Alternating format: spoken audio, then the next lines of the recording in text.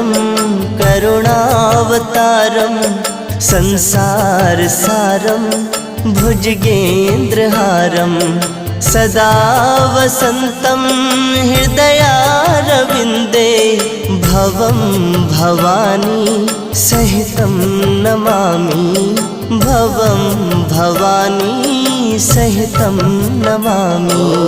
कर्पूरगौरं